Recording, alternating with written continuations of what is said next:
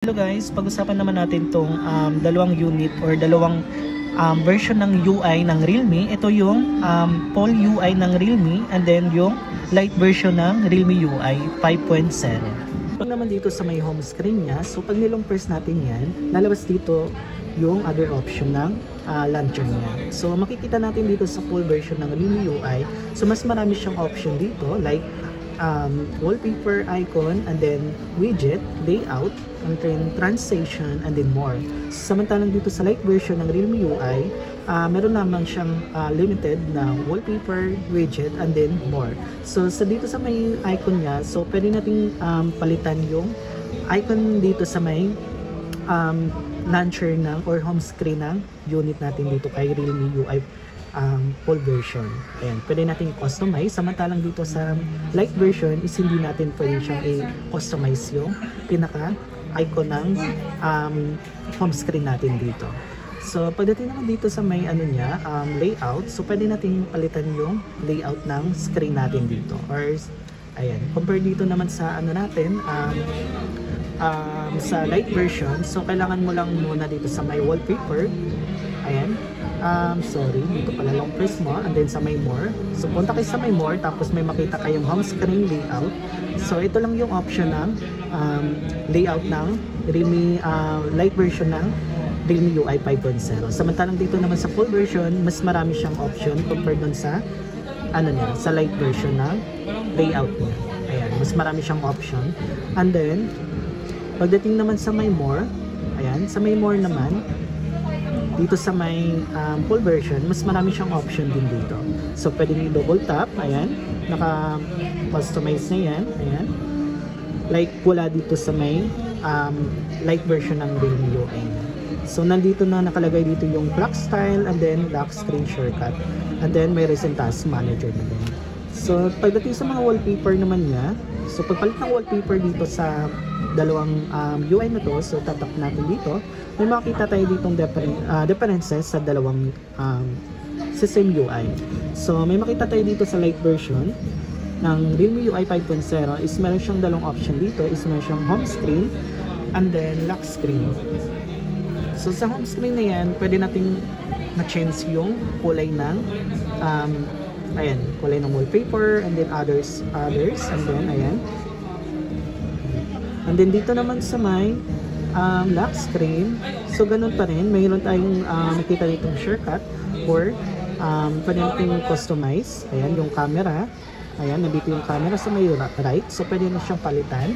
And then sa may left naman, pwede natin palitan din yung pinaka flashlight niya. So samantalang dito naman sa may full version ng Realme UI, so wala siyang option nun. So is makikita mo lang dito is wallpaper lang, wala siyang style. Kasi makikita natin dun sa pinaka more lang. So nandito sa may more yung lock style ng ano natin, lock screen. Ayan. So dito natin makikita yung option ng lock screen compare natin dito sa light version ng Realme UI. So pagdating naman sa may settings niya, so makikita natin dito na ayan. So same lang po sila, pero ang differences sa kanila is magkaiba po yung folder. Kumbaga isang folder lang dito sa pinaka network and then connection, and then samantalang dito sa may full version ng Realme UI is meron siyang 4 na folder. So nakapag kumbaga kasama na po siya dito sa Wi-Fi, mobile network, and then Bluetooth, and then connecting, and then sharing. Samantalang dito naman, pagdating naman sa pangalawang column niya is meron din, makikita natin dito ng wallpaper and then lock screen and then screen display. Samantalang dito naman is meron tayong additional dito na home screen and then lock screen and then vibration notification. So punta natin sa may notification niya, iba pa rin yung style na meron dito sa may light version compare natin dito kay full version ng Realme UI.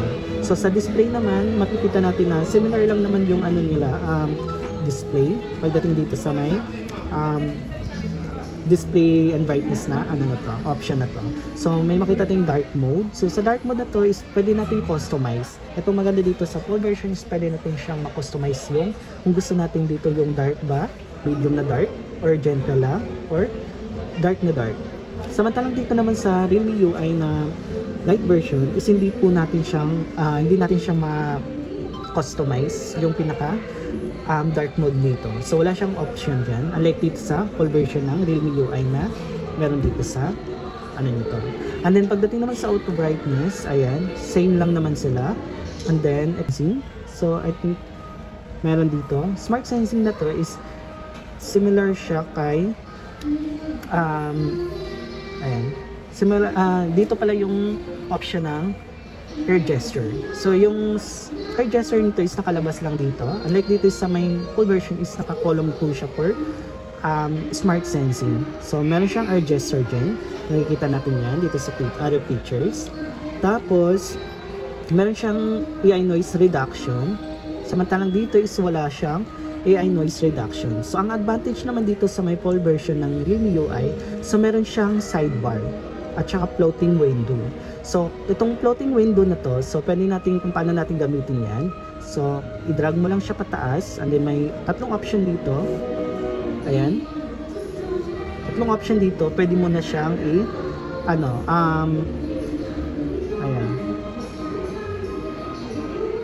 pwede mo na itong i-floating window yung application na gusto mong i-assign. Ayan, ito. Unlike dito is wala siyang option nun. Ito yung floating window, and then other one is sidebar. Itong sidebar na to makikita natin dito sa may pinakagilid niya. So i-drag mo lang pa ganyan, ay may makita tayong option dito, pwede natin i-customize. Nawala dito sa Realme UI Lite version. And then ang maganda naman dito, ayun, riding mode. May riding mode din siya. Ayan. And similar lang naman, yun lang naman yung differences ng dalawang UI sa special features. May nakalagay lang dito additional na smart lock, and then apps locks pala, sorry, and then hide apps, private save. Punta naman tayo dito sa pinaka battery niya. So sa battery naman nila is, ayan, same lang naman po sila ng icon dito sa may taas. And then pagdating naman dito is meron tayong makita dito ultra saving mode. So wala nito dito sa may option niya. Ayan. So hindi sila, I mean may option dito sa may full version ng more settings, unlike dito is wala siyang option na more settings, and then battery percentage. So meron dito nakalagay, unlike dito is wala siyang battery percentage. And then meron siyang charging limit, unlike dito is wala akong nakitang charging limit dito sa may light version. So yun yung differences sa pagdating sa battery status na dalawang unit na to. And then pagdating naman dito sa may additional settings, so makikita tayo dito na wala siyang additional settings kasi nandito yan sa may system. So punta natin dito additional settings. So yun yung difference sa kanila is yung pangalan. So system dito, unlike dito is additional settings. So may makita tayong system navigation. Ayan.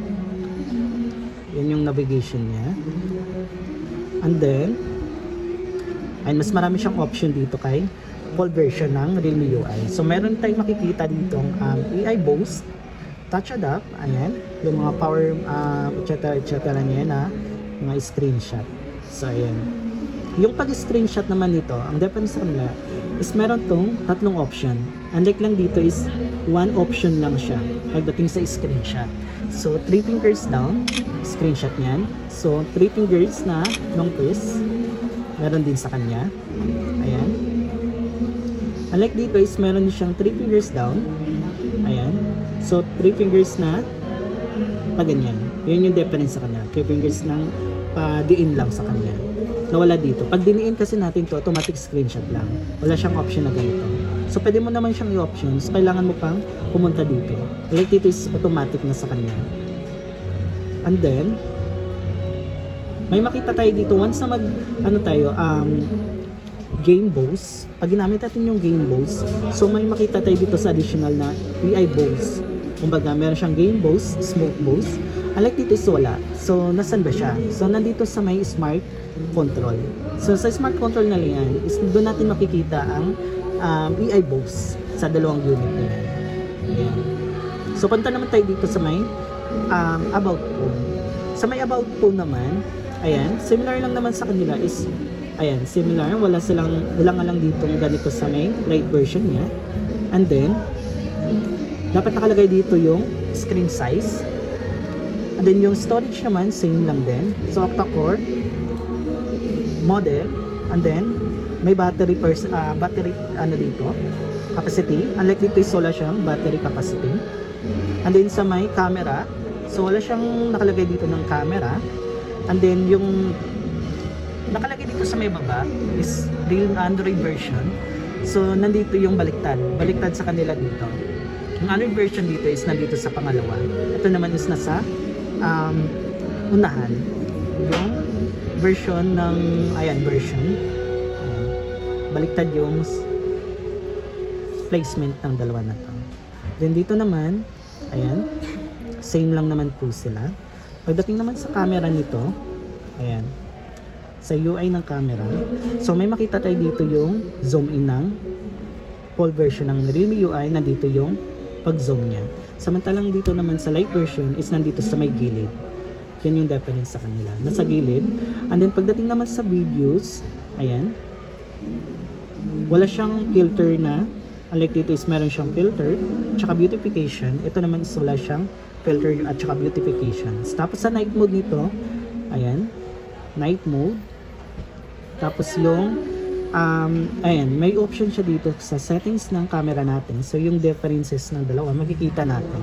So ayan, yung pag-pull ng camera natin nandito. Samantalang dito naman, ayan, so kailangan mong babaan din yung resolution ng camera natin para mag-pull din siya ng kagaya nito. So hindi totally siya na pull by 16 by 9 yung pinaka-ratio ng dalawa nito. So ayan. And then portrait mode, and then high resolution ng nakalagay dito per 50 megapixels, same lang din. Sa pag more naman, ayan, similar lang din naman. So pwede lang nating pwede natin siyang customize yung camera dito sa pinaka Realme UI natin. So pwede natin i-drag o shortcut. Unlike dito sa may light version is wala siyang option yan. Ito naman tayo dito sa may status bar ng dalawang unit na to. So makikita natin yung differences.